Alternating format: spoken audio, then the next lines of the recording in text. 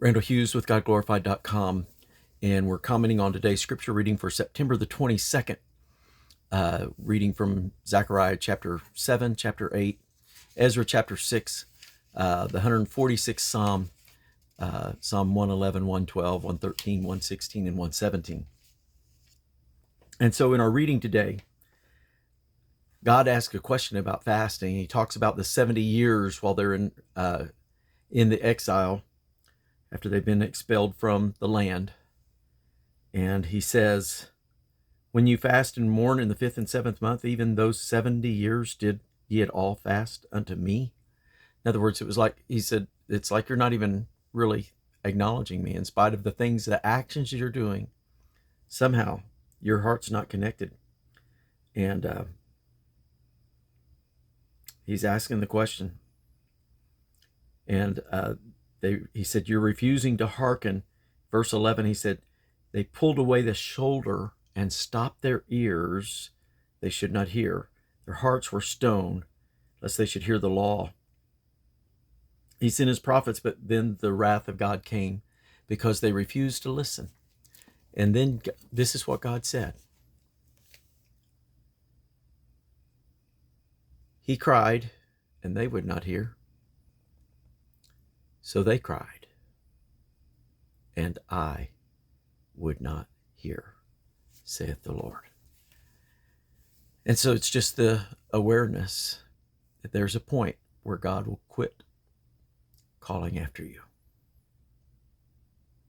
And then you'll start calling after him. But since you never heard his call, he will not hear yours. God, help us to have a heart to respond to your call. Help your Spirit to always move us and to touch us and to convict us, God. And he talks about the days of restoring the house of Judah and removing the curse, that he would bless and save. Let their hands be strong. He thought in these days, to do well unto Jerusalem and to the house of Judah. Fear ye not. What the scariest part to me about this is about 519 BC, according to Reese. 516, somewhere along in there with the finishing of the building of the temple. And then you think about, it's just another 100 years roughly. And there's no more prophetic voice. God stops speaking. But then after 400 years, there's John the Baptist, Jesus. Some amazing things happen. And so it's amazing to stop and look at, and you're going, it was just a little time ago that they're dedicating this house.